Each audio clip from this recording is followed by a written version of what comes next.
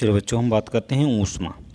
ऊष्मा जो होता है, जब हम क्या करते हैं किसी की ऊर्जा मापते हैं, जो उसके अंदर होती है उसी को हमको क्या कहते हैं, ऊष्मा कहते हैं। जो हीट होती है, ठीक, जैसे गर्माहट, जैसे हम हीटर जलाते हैं तो उसमें कुछ ऊष्मा निकलती है, तो उसी को हम, जैसे जो हीट मतलब गर्माहट होती है उसी को हम क्या कहते हैं, ऊष्मा कहते हैं। जैसे इसमें हम देखेंगे पहला तो कह रहे 1 जूल का जो मान होता है वो 10⁻7 अर्घ के क्या होता है, बराबर होता है। 1 किलोग्राम जल का जो ताप होता है 14.5 सेंटीग्रेड से क्या होता है, 15.5 सेंटीग्रेड से क्या होता है तक बढ़ाने पर जो होता है 1 किलो कैलोरी ऊर्जा या ऊष्मा क्या होती है, आवश्यकता या उत्पन्न होती है। फिर हम बात करें एक ब्रिटिश थर्मल यूनिट की जो वैल्यू होती है 252 कैलोरी की क्या होती है, बराबर होती है। अगर हम बात करें रेखीय प्रसार क्या होता है, गुणांक का क्या होता है, मात्रक प्रति अंश सेल्सियस होता है। अगर हम बात करें विशिष्ट ऊष्मा जो होती है, स्पेशल हीट जो होती है, कैलोरी प्रति ग्राम अंश सेल्सियस होती है। फिर यदि हम बात करें कि यदि द्रव्यमान को ग्राम में लिया जाता है तो विशिष्ट ऊष्मा क्या होती है, कैलोरी प्रति ग्राम अंश सेल्सियस में होती है। जो फिर हम नेक्स्ट देखते हैं,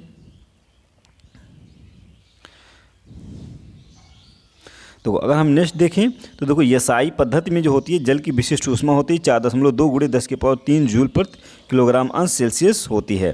फिर हम बात करें पदार्थ होंगे उसकी विशिष्ट ऊष्मा। अगर हम जल की विशिष्ट ऊष्मा बात करें तो 4.179 होती है जूल प्रति ग्राम अंश सेल्सियस होती है। बर्फ़ की अगर देखते हैं तो 2.10, अगर हम पारे के देखते हैं तो 0.140 होती है।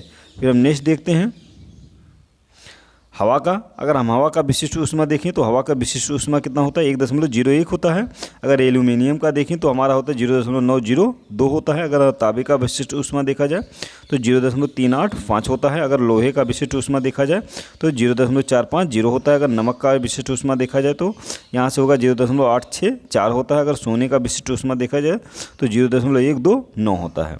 इस प्रकार से हम आगे बात करें तो हमारी जो ऊष्माधारिता होती है, उसका मात्रक जो होता है कैलोरी अंश प्लस सेल्सियस होती है। कह रहा है एसआई पद्धति में ऊष्मा की जो धारिता का मात्रक होता है वो जूल प्रति अंश सेल्सियस या जूल प्रति केल्विन के रूप में मापा जाता है। फिर हम बात करें कैलोरी मिति की जो क्रिया होती है, प्रयोग किए जाने वाले उपकरण को हम क्या कहते हैं, कैलोरी मापी कहते हैं। अगर हम जल की विशिष्ट ऊष्मा देखें तो सर्वाधिक पाई जाती है, या सर्वाधिक जो विशिष्ट ऊष्मा होती है वो किस में होती है, जल में होती है। फिर हम बात करते हैं पौधों के पाले से सुरक्षित रखने के लिए किसान खेतों में क्या कर सकता है, वह जल भर देता है, ठीक। तो वहाँ पर क्या होता है, उसका पाले का कोई असर पौधों पर नहीं होता है। अगर हम बात करें तो कि मोम पर बाह्य जो दाब बढ़ने पर क्या होता है, उसका गलनांक बढ़ जाता है। फिर हम कह रहे हैं कि बर्फ़ पर दाब बढ़ने से उसका गलनांक क्या होता है, कम हो जाता है। अगर बर्फ़ को हम 0 अंश पर पिघलाएं तो रोकने के लिए क्या करते हैं, नमक का प्रयोग किया जाता है। हम मिश्रण का उपयोग बर्फ़ एवं कुल्फ़ी जमाने के लिए क्या करते हैं, प्रयोग करते हैं। चलो फिर नेक्स्ट देखते हैं, उबलते हुए जल की तुलना में उसी ताप पर उबलते हुए भाप में जलना जो होता है अधिक कष्टदायक होता है, क्योंकि भाप की गुप्त ऊष्मा क्या होती है, अधिक होती है। अगर हम क्या करते हैं किसी जल को उबालें तो उस जल से अगर हम जलते हैं तो उतनी हमारी क्या होगी, कष्टदायक नहीं होगी जितना कि अगर हम उसके भाप से जल जाते हैं, क्योंकि भाप की जो होती है गुप्त ऊष्मा इसकी क्या होती है, अधिक होती है। जिस द्रव का वाष्पीकरण होता है उसका ताप क्या होता है, गिर जाता है। फिर कह रहा है कि यदि वायुमंडल में वाष्प की मात्रा अधिक हो तो द्रव वाष्पीकरण घट जाती है। चलो फिर नेक्स्ट देखते हैं, देखो यदि वायुमंडल की जो वाष्प की मात्रा कम हो तो वाष्पीकरण की दर क्या होगी, बढ़ जाती है। गर्मी के दिनों की तुलना में बरसात के दिनों में वाष्पीकरण कम होता है। गर्मी के दिनों में क्या होती है, सुराही का पानी वाष्पीकरण के कारण क्या होता है, ठंडा हो जाता है। और वायुमंडल में जल वाष्प की उपस्थिति के कारण वायु की आर्द्रता क्या होती है, वायु की आर्द्रता कहलाती है। नेक्स्ट हम देखते हैं आपेक्षिक आर्द्रता।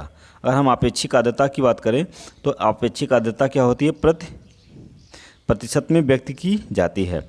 हाइड्रोमीटर जो होता है वह आर्द्रता की क्या होती है, आपेक्षिक आर्द्रता का मापा जाता है या मापक होता है। आपेक्षिक आर्द्रता एवं ताप क्या होता है, समानुपातिक संबंध होता है। आपेक्षिक आर्द्रता अधिक होने पर क्या होता है, वर्षा की संभावना की व्यक्त की जाती है। सामान्य मनुष्य का स्वास्थ्य के लिए अनुकूल जो ताप होता है 23 अंश सेल्सियस से कहाँ तक होता है, 25 अंश सेल्सियस के बीच में होता है। नेक्स्ट हम चलते हैं। अगर हम बात करें तो सामान्य मनुष्यों का जो स्वास्थ्य के लिए अनुकूल अपेक्षिक आर्द्रता होती है वो 60 अंश से 65 अंश के बीच में निर्धारित की गई है। पेट्रोल इंजन अंतःदहन प्रकार के इंजन होते हैं। अंतःदहन कार्य क्षमता जो होती है वो 70% से लगभग होती है। अगर हम डीजल इंजन की बात करें तो 4 स्ट्रोक वाला इंजन होता है। चलो फिर हम नेक्स्ट बात करते हैं। देखो, पेट्रोल का जो आविष्कार किया था या पेट्रोल इंजन का आविष्कार किया था वो निकोल ऑटो ने किया था। अगर हम पेट्रोल इंजन की बात करें तो ऑटो इंजन ने नाम भी जानते हैं। अगर हम पेट्रोल इंजन को देखते हैं तो ऑटो इंजन के नाम से भी हम जानते हैं पेट्रोल इंजन को, और उसका आविष्कारक किसने किया था, निकोल ऑटो ने किया था। फिर हम बात करें पेट्रोल इंजन जो है कार्बोरेटर में पेट्रोल और वायु के संयोग से ये चलता है। फिर पेट्रोल इंजन जो है डीजल इंजन में जो डीजल इंजन की दक्षता होती है वो अधिक होती है। अगर इंजन की हम बॉयलर की बात करें तो बॉयलर जो होती है, बॉयलर में पानी का गर्म होना समदाबी प्रक्रम का उदाहरण होता है। फिर हम बात करें जल को जमने पर उसकी क्या होती है, आंतरिक ऊर्जा क्या होती है, घट जाती है। थर्मस में रखी चाय खूब हिलाने पर उसका ताप क्या होता है, बढ़ जाता है। ये कह रहा है जब किसी गाड़ी की ट्यूब अचानक फट जाती है तो उसमें क्या होता है, रुद्धोष्म प्रक्रम होता है। फिर अगर हम बात करें कार्बन डाइऑक्साइड अचानक प्रसार होने लगे तो शुष्क बर्फ जो होगी के रूप में वो परिवर्तित हो जाती है। यह घटना क्या कहते हैं, रुद्धोष्म प्रक्रम कहलाता है। फिर नेक्स्ट देखते हैं हम। वे पदार्थ जिनमें ऊष्मा का चालन बिल्कुल नहीं होता है वो क्या कहलाते हैं, ऊष्मारोधी कहलाते हैं। ठोस द्रव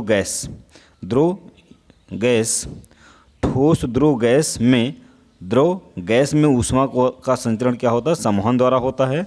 और जबकि उसमें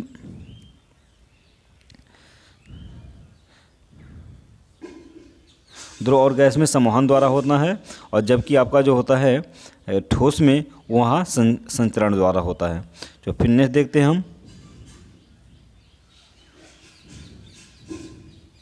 देखो, समुद्र तटीय क्षेत्रों में समुद्र के दिन में भूमि की ओर चलने पर क्या होता है, हवा समुद्री समीर के नाम से जाना जाता है। और स्थलीय समीर जो है रात में चलती है। विकिरण का जो मार्ग होता है सरल रेखीय होता है। अगर यहाँ से बात करें पृथ्वी पर सूर्य की ऊष्मा जो होती है विकिरण द्वारा पहुँच जाती है। और फिर बात करें विकिरण जो होती है निर्वात में भी क्या करती है, गमन कर सकती है। चमकदार व श्वेत सतह उसमें विकिरण उत्सर्जन बहुत कम होता है। नेक्स्ट हम देखते हैं। अगर हम बात करें तो खुरदुरे तल से उसमें विकिरण की जो उत्सर्जन होती है वो अधिक होती है। चाय की केतली की ऊपरी सतह चमकदार बनाई जाती है क्योंकि ऊष्मा का उत्सर्जन कम होने से चाय गर्म बनी रहती है। अच्छे उत्सर्जक जो होते हैं अवशोषक होते हैं। यह क्या कहते हैं, वक्तव्य किरचॉफ का नियम कहलाता है जो किरचॉफ ने दिया था। लाल रंग के कांच को गर्म करने पर हरे रंग का दिखाई देता है। फिर नेक्स्ट देखते हैं। और हरे रंग के कांच को हम गर्म करने पर वह लाल रंग का दिखाई देता है।